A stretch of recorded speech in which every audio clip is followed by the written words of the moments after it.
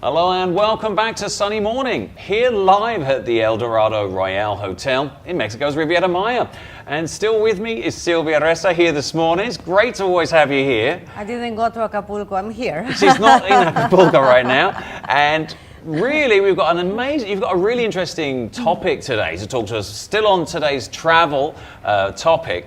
But obviously we're in a part of Mexico right now where people come year after year to discover the historical landscape. We know we live in a very biodiverse area, and the archaeological ruin sites here that people come back to year after year are so important to the local tourist economy.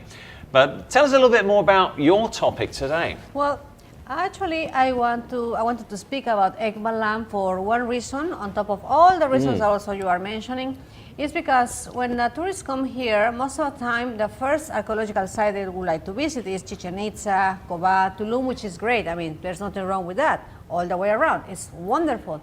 But just a very few people knows about some places like Uxmal, like Ekbalam, and they are very important sites as well. Did you know that? They are. They're very under-considered, I think. Yeah. A number of scholars have lamented the lack of qualitative research into the public use of archaeological. Also, not only tourism, but also the local people can actually go there. So it's a heritage site in general, and people, they need to know why or what happens or why we're going to that road. Particularly in gauging how successful visitor education techniques are at the site like this, right? It is important also to recognize the range of consequences, which also, as a tourist, whether you are a tourist or whether you are a local, everybody must be aware of this. Anyway, and they have to be involved with bringing large numbers of visitors to a site. Yeah, there's always a large group, especially towards this time of the year in March, right? The equinox, you have 10,000 people descending on Chichen Itza. Exactly.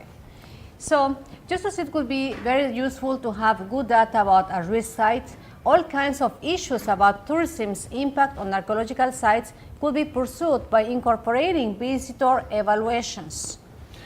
That's a really important part, is getting feedback. Exactly.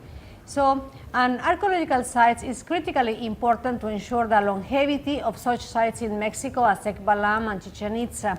I guess it's a little opposite, like Portugal. You were saying about Portugal, they took their archaeological sites or like the antique sites, right, to use them as not just for people to visit them, but also to use them as a base for them to stay at. Well, let's take it to the next step. Probably here we cannot do that. No, we have to preserve, and that's the key, isn't it? Preserving our history, but allowing people access to enjoy it in a responsible and way that it can be left for the future, for generations to come back and see it time and again. So, and here's a question that a lot of people wonders: does a visit generate or increase an appreciation of the site? What do you think? Well, I think it does. But depending on how you get that information, depending if you go in a small group or a specialized tour, which is I think it's worth paying the extra for. But if you just come down off of a cruise and you're en masse with about, 600 people stampeding into a site, you're not really going to take much away because that information is not going to be personalized. You know what it's like. You've got Germans, Russians, Finnish people. They're all trying to get a question to the tour guide, and the tour guide's pulling his hair out. He can't even address anything, let alone, can't really convey that information. So there's a lot better ways to travel and see archaeological sites, and I think they're saying the education is a lot stronger when it's more personalized. Exactly, definitely. Yeah. I agree with that too. So anyway, a revealing study by Masberg and Silverman, this is another key knowledge point of view. They assessed the meaning visitors attach to heritage sites. They found that the most relevant aspects of a visit included walking around the site with experts. I think also you were talking about a little bit about that, especially in the presence of a companion and learning about the built environment and its natural setting. Have you ever tried this at Chichen Itza and you walk around the pyramid at Chichen Itza and you stand there for a moment and you just stand there. You're not rushed with a bunch of people, and then the guide will take his time and he will start to clap. He'll do this with his hands, and the resonation, if you know what it makes the sound of, right? Yes. So, what is it? It's an eagle. Exactly, it's like an echo, like, whew, no? Right? Yes, I remember that. That just took me, that blew me away. Just that one detail. But having a much more detailed, focused tour and a guide that can really show you his knowledge, because he's allowed to open up and into the topic, it's just such a much better experience all round. What would you recommend, like, to have a guide when you are visiting, like, say, like Balam, Chichen Itza, when you were a tourist? Because you will be living here for a while, but when you were a tourist. Okay, well, I did it all wrong when I came as a tourist. I signed up for the bus tour, picking up 40 hotels, and don't do that. Seriously, go to a travel agency at the hotel here or your concierge, and just say, I want a specialized guided tour. Pay the extra $50, okay? Don't be coddle, as we say here, all right? Pay the extra money. It's worth it. You'll come back with a much deeper experience and a treatment of the actual site. And the information that they convey to you in a much more personalized way. I mean, these tour guides, give them the chance to talk, because, I'm not kidding you. What you're going to get in one day is still not really enough. We've had, I've had National Geographic come down here. We have university students that do 3-month studies with these tour guides. So they know what they're talking about, guys, They know. That's what I was going to mention, because they know exactly what it is. And actually they have a very few details which barely people knows about it. And that's what actually I think is worth it and makes it very important, because then you completely get another different feedback. Sometimes actually I know that some people, they learn by themselves, they learn on their own before they go to the site. They read a little bit at least, they get involved. But when you are with a tour guide, he definitely clear everything, all your concerns or your questions about the site. Because if you are visiting the site, it's because you care, right?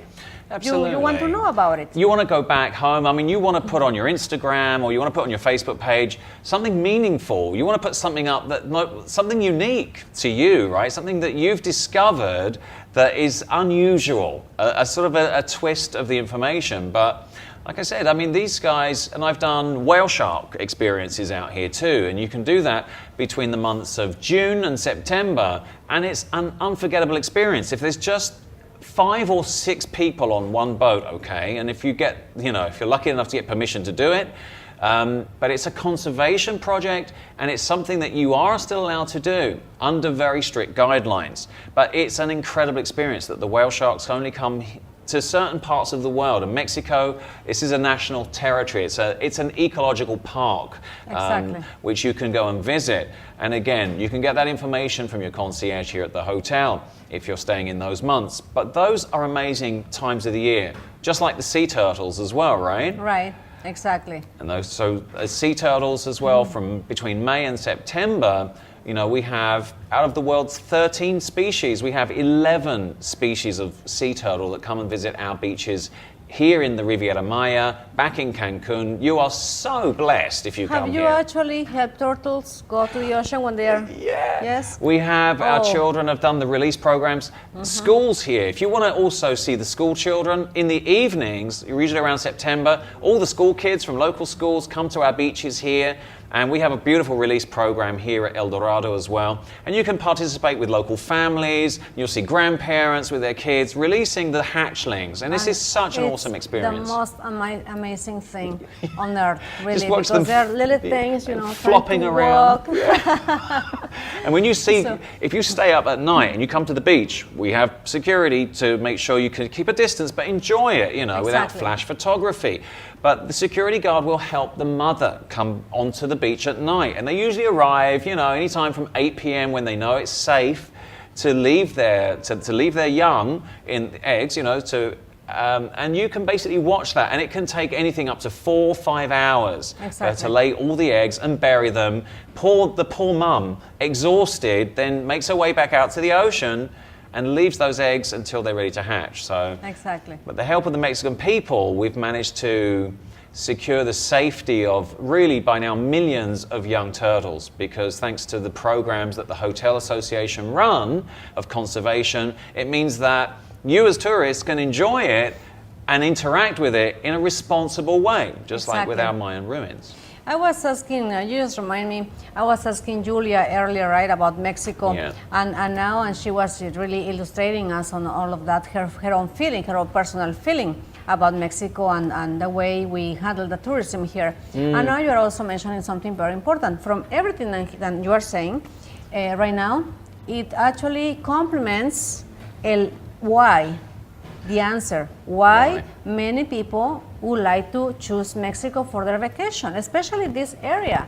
Archaeological sites, some beautiful spectaculars like the turtles thing.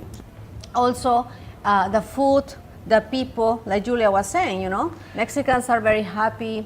And anyway, so we have so much we're going to go into a very short commercial right now, but then we're going to come back and we're going to keep talking about the next. We'll see you after the break.